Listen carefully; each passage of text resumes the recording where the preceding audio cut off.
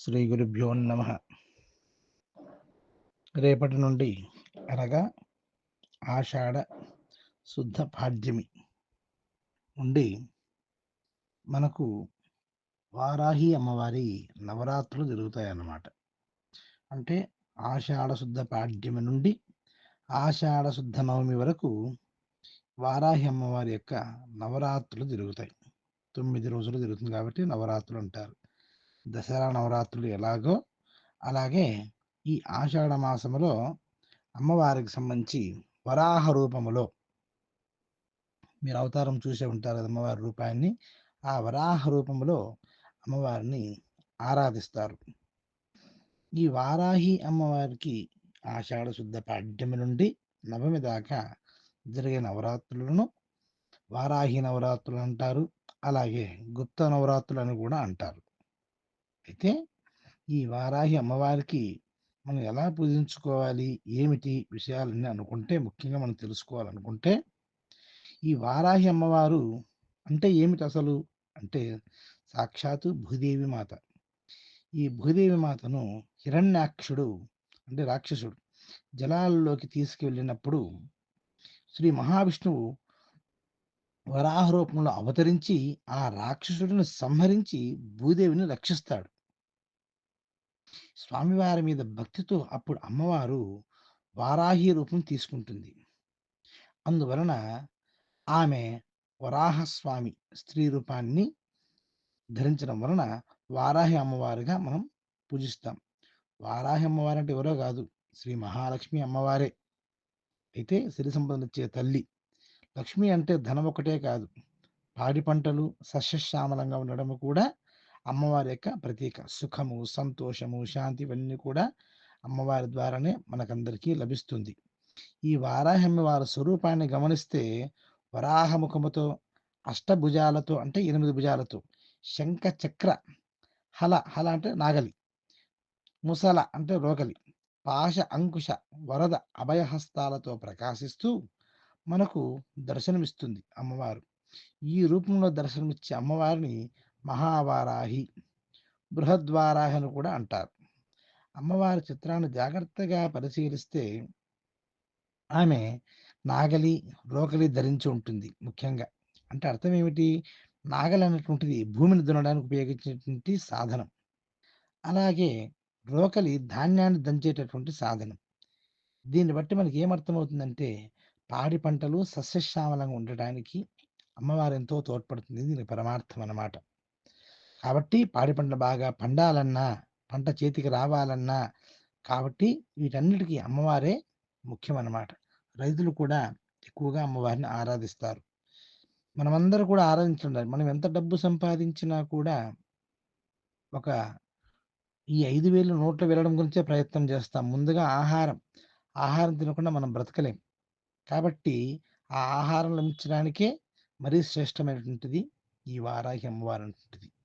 ఆరోగ్యము ఆవాహనం ఏవైతే తీసుకుంటామో ఆహారం మనము, ఈ ఆహారం తీసుకోవడం ద్వారా శక్తి వస్తుంది.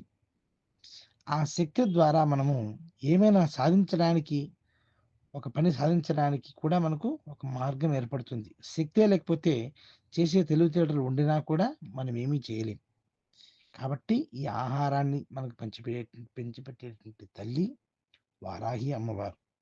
ఈ అమ్మవారి విశేషమైనటువంటి ఈ ఆషాఢ మాసంలో వచ్చే నవరాత్రుల్లో మనము వివిధ పేర్లతో కూడా పిలుస్తూ ఉంటారు.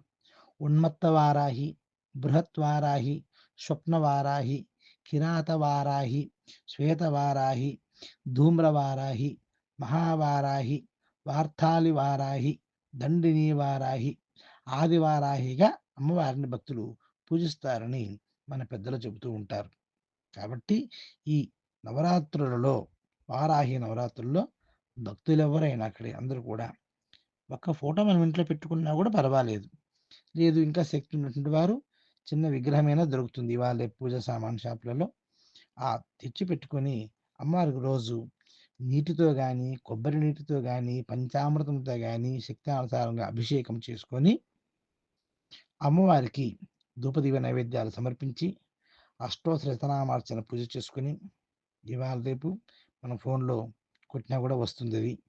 కాబట్టి ఏదన్నా బుక్స్ కూడా దొరుకుతాయి. బుక్ స్టాల్ షాప్ మన పూజా సామాన్లు అమ్మే షాపులలో వారాహి అమ్మవారికి సంబంధించి అష్టోత్తర శతనామ స్తోత్రము, మనం ఓపుకుంటే సహస్రనామ స్తోత్రము, అష్టకము ఇవన్నీ కూడా ఉంటాయి.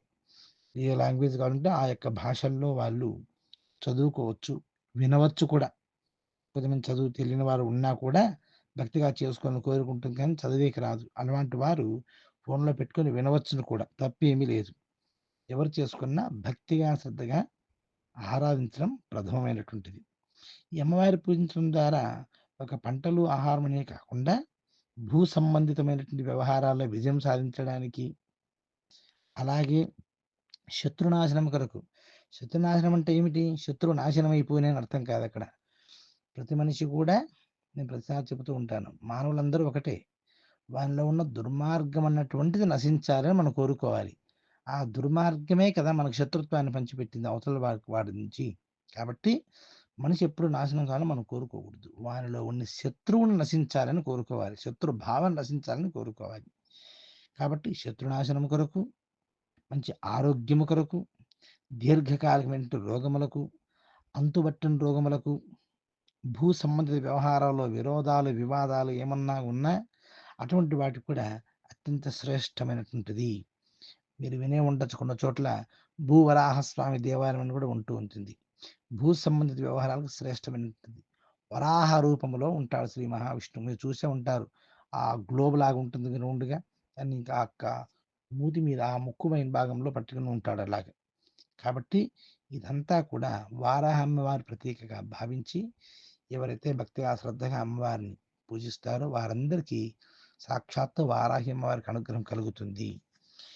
ముందుగా మనం ఆచరించవలసింది ఏమిటి అంటే శుభ్రంగా ఒక ఆసనాన్ని ఏర్పరచుకొని అమ్మవారిని పెట్టి పూజించే స్థానాన్ని కూడా శుభ్రంగా ఉంచుకొని పూజించాలి.